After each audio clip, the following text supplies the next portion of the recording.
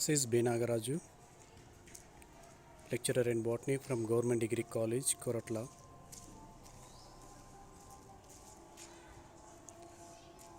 My topic name is ecology. So these are my topic index. The concept of ecosystem, ecosystem structure and function, and energy flow in an ecosystem. Today we see the topic ecosystem. So now see the concept of ecosystem. So everything in the natural world is connected. So plants and animals depend on each other to survive. So this connection of living things to each other is called biodiversity. So this is biodiversity. So these plants and animals within an area interact with each other and with the non-living elements of the area such as climate, water, soil and so on. An ecosystem, short for ecological system, is a community of living and non-living things that work together. So an ecosystem is a community of living organisms like plants, animals and microbes in conjugation with non-living components, non-living components of other of their environment. So the things like air, water and mineral soil, so interacting as ecosystem. Now see the ecosystem defined. An ecosystem is a community of plants, animals and smaller organisms that live, feed, reproduce and interact in a same area or environment. An ecosystem is a community of living and non-living things considered as a unit. Ecosystem is a complex set of relationships among the living resources, habitats and residents of an area. It includes plants, trees, animals, fishes, birds, microorganisms, air, water, soil and people.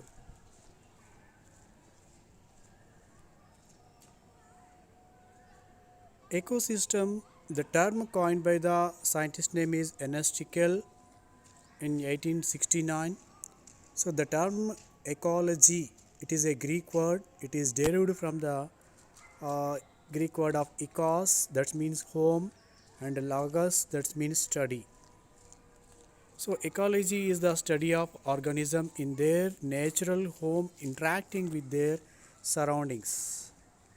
So ecology is the scientific study of the relationship that living organisms have with each other and with their natural environment.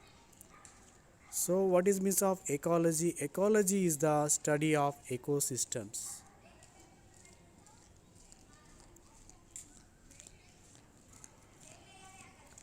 An ecosystem is a self-regulating group of biotic communities of species interacting with one another and with their non-living environment, exchanging energy and matter. Ecosystem or dynamic interaction between plants, animals and microorganisms and their environment working together as a functional unit. Ecosystem will fail if they do not remain in balance. So now see the function of ecosystem. So first there are the two functions are there. The first one is the habitat function and production functions. Now see the habitat function. Ecosystem provide habitat to wild plants and animals and thus conserve biological and genetical diversity. It supports different food chains and food chains. So it supports different food chains and food chains. So now see the production. function. So production of wide range of goods ranging from food to raw materials. So this is a production function. So this is the structure of ecosystem. So ecosystem classified into two things. They are the living and non-living. So it means biotic components and abiotic, biotic and abiotic components. And living things are biotic components again classified to producers, consumers, and decomposers. And in that consumers again classified to herbivorous, carnivorous, omnivorous, and detrivorous. So non-livings are abiotic components are two types. They are the physical components and chemical components. So this is the structure of ecosystem. So now see the biotic components. So different living organisms constitute the biotic components of an ecosystem. So this refers to large life forms such as tree or mammals and small life forms such as insects and algae and microscopic life forms such as bacteria. So biotic meaning of are relating to life or living factors, and plants, animals, fungi and bacteria are all biotic and living factors. So these are the biotic components of ecosystem. And now see the producers. So what are producers? So most important components of ecosystem. Producers are organisms which are able to manufacture organic compounds from inorganic substances from their environment. Food is produced both for themselves and for the other organisms. So they depend directly on the biotic components, abiotic component for their survival and production of nutrients. Producers are also known as autotrophs. So that means autotrophs derived from the Greek word autos means self and trophy meaning nourishment. So they induce into the ecosystem the energy required for the biological process.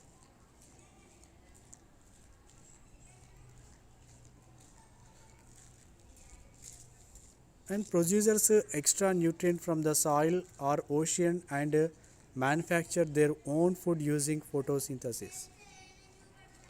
In the presence of carbon dioxide and sunlight, and so energy from sun power, the base of food chain. Producers are also thus known as primary producers.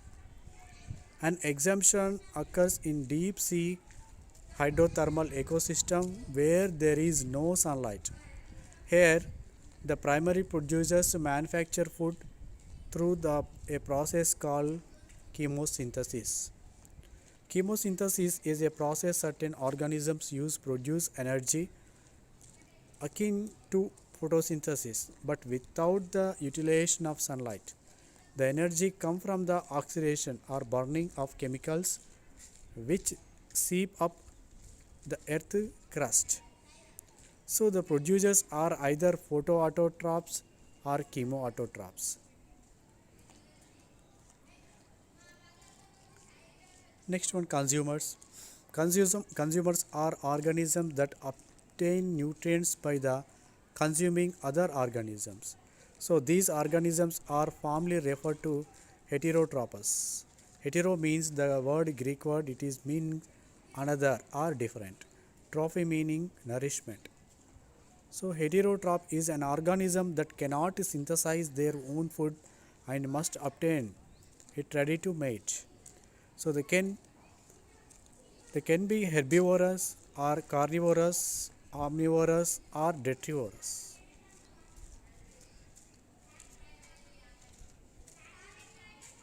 So now see the herbivorous animals who derived their required energy directly from consuming the plants and plants only. So they are called as herbivorous.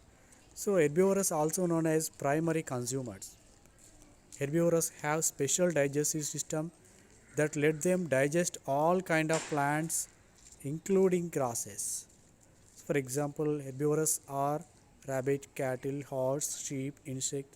So these are all called as herbivores. Next we see the carnivorous. Animals that feed another animals. So carnivores generally eat herbivores or secondary consumers. So but occasionally eat other carnivores also. So they are called as tertiary consumers. So for example, lion, tiger, cat, bird of prey and sharks and frogs. So they are all called as carnivorous. Carnivorous are two types. First one is the predators and scavengers.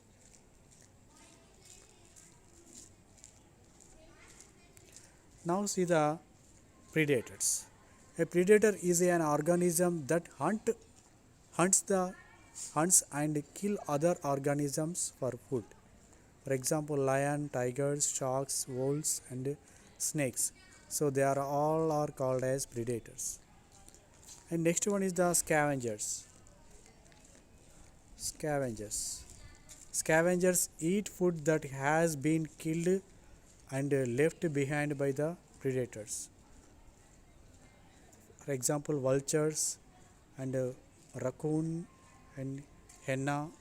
So scavengers play an important role in the ecosystem by consuming the uh, carcass of animals that have been left to decompose. And decomposers and detritivores complete this process by the consuming they remain left by the scavy. So these are the predators. It is a predator.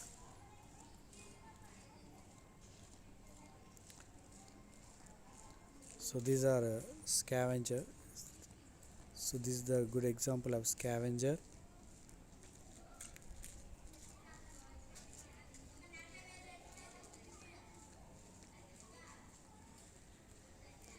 Next we see the detrivorous. Detrivorous they feed on dead plants or animal matter. So but performs an additional function which is to return the essential nutrient back to the ecosystem in the process. Detrivorous actually eat organic matter, so they are essential for recycling of nutrients. Without them, dead plant material would not be returned to the soil for new growth. For example, worms, millipedes, sea stars, crabs, and duck flies. So these are the good example of detrivorous. And detrivorous consume dead organic materials such as uh, carcasses and fallen leaves and dead plants and animal dropping and shed skins. Having consumed the material, the organisms then excretes or gets waste. So these waste contain nutrients which are thus returned to the soil and facilitating new plant growth, are made easier for other organisms to consume by breaking down dead matter into the smaller piece, or detrivorous speed up the process of decomposition. Decomposers are saprobes.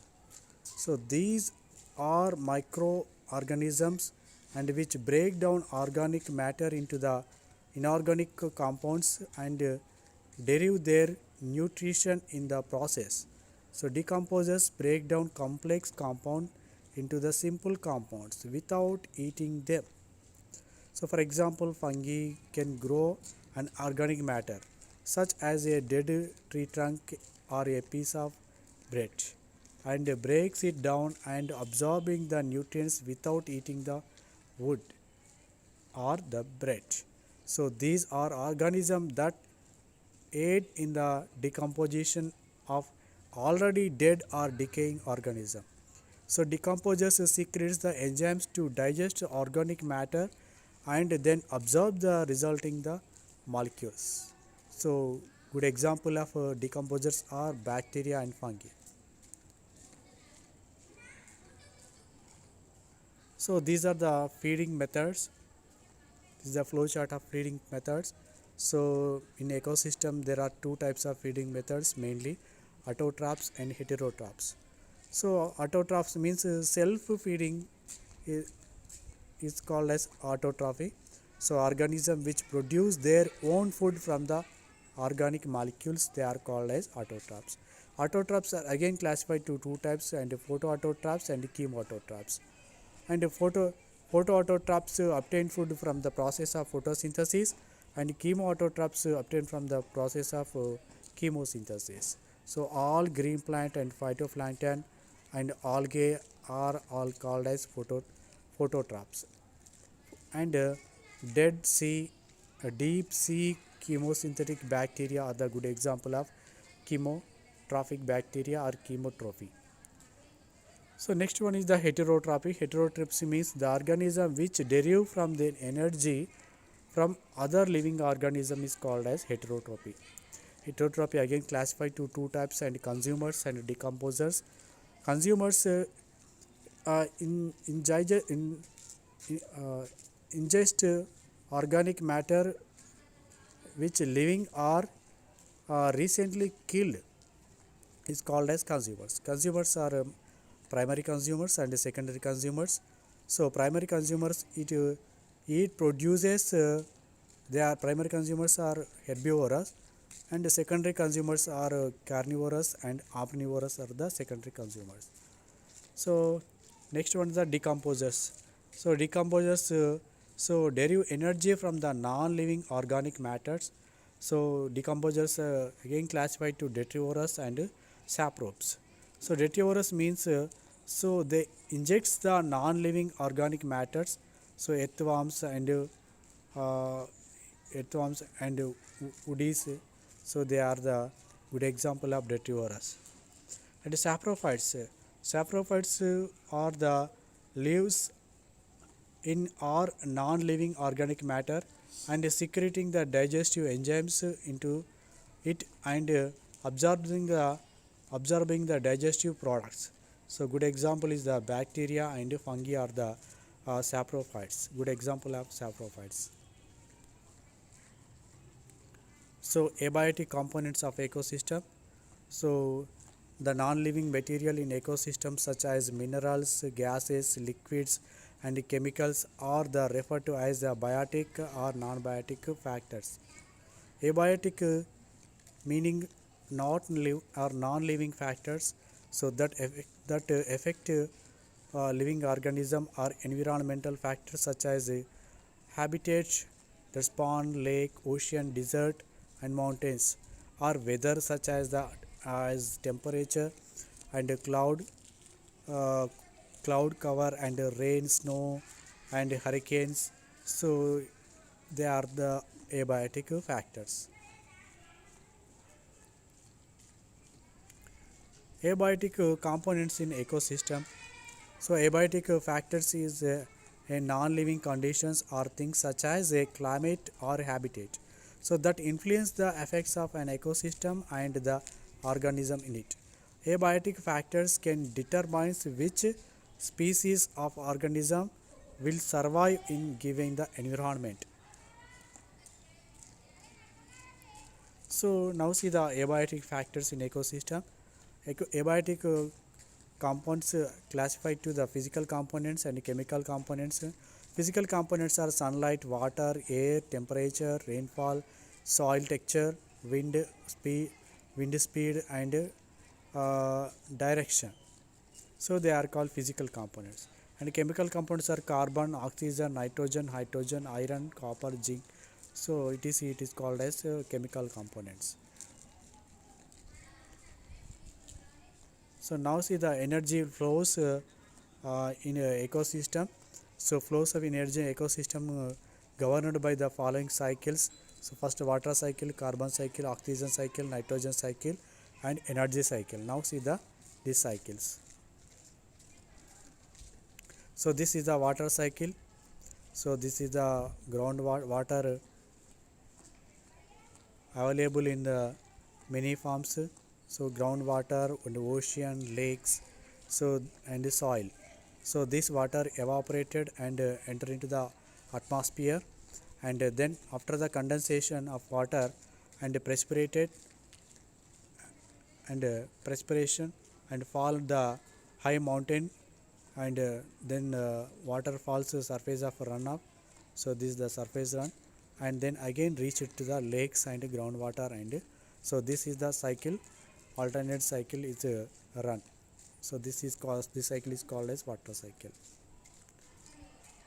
So carbon cycle, next cycle. So the carbon which occurs in organic compound is include both abiotic and biotic parts of the ecosystem. Carbon is building block of the both plant and animal tissues. In atmosphere, carbon occurs as a carbon dioxide.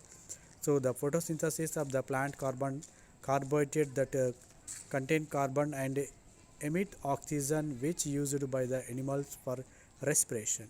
Plants are consumed by animals and derivation of energy. Both plants and animals release carbon dioxide during respiration. Carbon is returned to the soil in the form of wastages from animals and plants, and in the form of dead matter when and decomposed. So this is the carbon cycle chart. So and dead organisms, and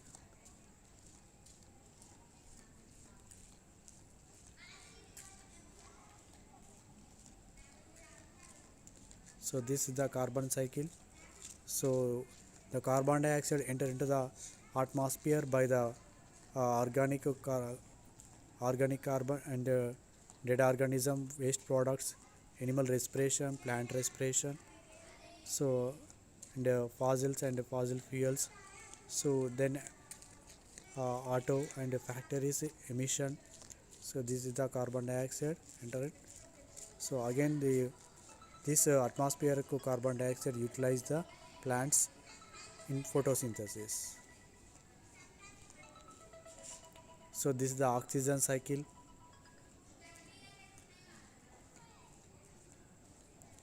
The next one is the nitrogen cycle. Nitrogen is 70% of Earth atmosphere is nitrogen in free form, and living things requires nitrogen in the compounds to build the proteins and other important chemicals. So this is the nitrogen cycle.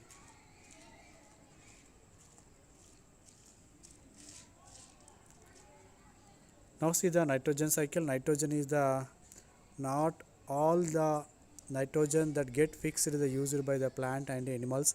Some of it return to the atmosphere through the process of denitrification. Bacteria species such as Pseudomonas Clostridium performs the denitrification of nitrates and anaerobic conditions. So they use the nitrate in the place of oxygen during respiration, and effectively they breathe nitrate and exhales the nitrogen gas back into the atmosphere. So this is the energy cycle. So energy comes from sun and utilize the producers, and this energy transferred to consumers and decomposers and inorganic nutrient pool. This is the loss of energy by the process of heat. So this is now see the energy cycle. The ultimate sources of energy is the sun. The ultimate fate of energy is ecosystem is for the to be lost as heat. Energy and nutrients are passed the organism to organism through the food chain. One organism eats another and decomposes, remove the lost energy from their remains of organisms. Inorganic nutrients are cycled. Energy is not, and flow of energy is an ecosystem is unique directional. So energy cycle. So energy cycle is an ecosystem is governed by the law of thermodynamics, which are the energy cannot be created or destroyed. So energy is lost as energy is transferred. So this is the energy cycle: tertiary producers, primary and consumers, and the tertiary consumers. So this is the energy decreasing, decreases. Integration of cycles in nature. Thank you.